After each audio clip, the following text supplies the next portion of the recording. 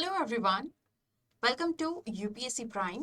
तो हम बात करेंगे आज एक बहुत ही इम्पॉर्टेंट ग्रुप ऑफ कंट्रीज के बारे में जो फिलहाल न्यूज़ में हमें देखने को मिला, और इसके बारे में एक आर्टिकल इंडियन एक्सप्रेस के एक्सप्लेन्ड पेज में पब्लिश हुआ है। उसी को आज हम डिस्कस करने वाले हैं। तो देखिए यहाँ पर जो रशिया और यूक्रेन के बीच में वॉर चल रही है, और उसी वॉर के चलते हुए जो नाटो है, नाटो में ही कुछ ग्रुप ऑफ कंट्रीज ने अपना एक ऑर्गेनाइजेशन बनाया, दैट इज द बुकारेस्ट 9। तो ये क्या है, इसका कंपोजिशन क्या है, इसका ऑब्जेक्टिव क्या है, everything we will learn in detail in this video. Let's start this. First of all देखिए, जो ये बुकारेस्ट 9 है, ये ईस्टर्न यूरोप वाले जो कंट्रीज हैं जो कि नाटो का पार्ट है, उनका ग्रुप है। इसका फॉर्मेशन हुआ था 4 नवंबर 2015 में।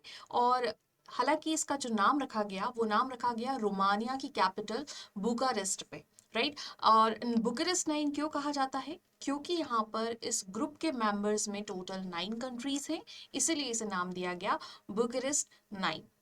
इसे वॉइस ऑफ ईस्टर्न फ्लैंक भी बोला जाता है नाटो अलायंस के अंदर, क्योंकि ये ईस्टर्न यूरोप, ईस्टर्न कंट्रीज ने मिलकर बनाया है।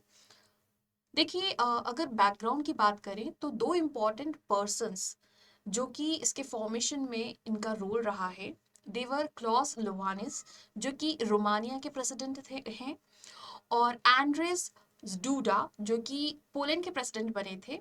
और इन्हीं के एफर्ट से इन्हीं का इम्पोर्टेंट रोल रहा है इस ऑर्गेनाइजेशन या ग्रुप ऑफ कंट्रीज का फॉर्मेशन में। देखिए, हम बुकारेस्ट टाइम की बात कर रहे हैं, फॉर्मेशन की बात कर रहे हैं, बट यहाँ पॉइंट आता है कि इसका ऑब्जेक्टिव क्या था। सो बेसिकली बुकारेस्ट 9 और बुकारेस्ट फॉर्मेट भी कहा जाता है इसे, या फिर B9 भी बोला जाता है। ये एक तरह से नाटो कंट्रीज को, या फिर जो यहाँ पर कंट्रीज हैं, जो ग्रुप ऑफ कंट्रीज है, उनको एक प्लेटफॉर्म प्रोवाइड करती हैं, जिससे कि जो अलाइड स्टेट्स है उनके बीच में कंसल्टेशन और उनका जो डायलॉग हो रहे हैं उनमें डीपनिंग हो, राइट। साथ ही साथ उनका जो भी कंट्रीब्यूशन है नॉर्थ अटलांटिक अलायंसेस के अंदर, उस कंट्रीब्यूशन के लिए वो अपना एक स्पेसिफिक कंट्रीब्यूशन को वो आर्टिकुलेट कर सके, और प्लस इसी के साथ में जो नाटो मेंबर स्टेट्स की सिक्योरिटी और सॉलिडरिटी प्रिंसिपल्स हैं उनको फॉलो कर सके। तो इसका ये एक वन सिंगल प्लेटफॉर्म प्रोवाइड करता है to all the B9 countries, ताकि वो जो एकजुटता वाली बात हो गई है यहाँ पर, या फिर जो उनके स्पेसिफिक कंट्रीब्यूशन वाली बात है कि उन कंट्रीज का जो कंट्रीब्यूशन है उसे आर्टिकुलेट करना, उसे क्लियर करना, और आपस में एक दूसरे को अपना जो सॉलिडरिटी वाला जो व्यवहार है वो मेंटेन करके चले, तो पीस बनी रहे, आपस में चीजें क्लियर रहे। इस तरह का ये प्लेटफॉर्म यहाँ प्रोवाइड कर रहा है ये ऑर्गेनाइजेशन।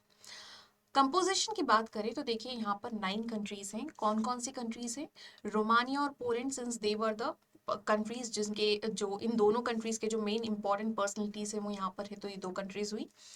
हंगरी, बुल्गारिया, चेक रिपब्लिक, स्लोवाकिया, और 3 Baltic republics, that was the Estonia, Latvia और लिथुआनिया, राइट।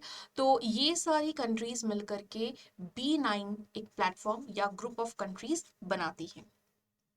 तो देखिए, यहाँ पर ये तीनों कंट्रीज हो गई जो बाल्टिक कंट्रीज है, and the other countries are here in this part.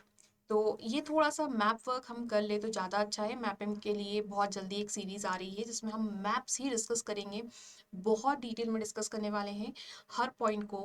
Like for example, अगर हम यहाँ पर बात करें तो रिवर्स के लिए प्लेसेस है, कंट्रीज है, तो उसको हम डिटेल में डिस्कस करेंगे। तो ये मैप है B9 कंट्रीज का। ओके, देखिए ये जितनी भी कंट्रीज हैं, ये पहले या तो Soviet union, that is USSR का पार्ट रही थी, या फिर वॉर्सो पैक्ट का, राइट। कुछ कंट्रीज USSR का पार्ट थी, कुछ कंट्रीज जो है वॉर्सो पैक्ट का पार्ट रही थी। और ये सारी कंट्रीज जो हम B9 में देख रहे हैं, ये European Union as well as the NATO दोनों का पार्ट है, right. All the members of B9 are the part of the European Union as well as the North Atlantic Treaty Organization. तो ये बात हुई हमारी B9 की। काफ़ी न्यूज़ में है अभी ये, तो इसके बारे में हमें पता होना चाहिए कि B9 एक्चुअल में होता क्या है। Right now the point is that कि यहाँ पर आपको छोटे छोटे जो ऑर्गेनाइजेशंस उभर के आ रहे हैं उनके बारे में पता होना चाहिए। कमिंग टू दैट कि अभी इसमें हमें मेन जो पॉइंट जो बात डिस्कस करनी है वो ये है कि जो 9 कंट्रीज़ हैं, ये 9 कंट्रीज़ में जो बाल्टिक नेशंस हैं, राइट, आपको सबसे पहले तो इनकी लोकेशंस देखनी है, अदर 6 कंट्रीज़ की लोकेशंस देखनी है, इंपॉर्टेंट जो सीज़ है इनके पास में उन्हें हमें लोकेट करना है। तो इसको हम डिटेल में डिस्कस करेंगे इन इंडिविजुअल वीडियोस, सेपरेट वीडियोस। फिलहाल के लिए हम इस पर्टिकुलर टॉपिक को यहीं ख़त्म करते हैं। सो अगर आप इसकी PDF चाहते हैं तो do let me know in the comment section, we will provide you the PDF as well. Thank you so much and stay tuned for the further videos.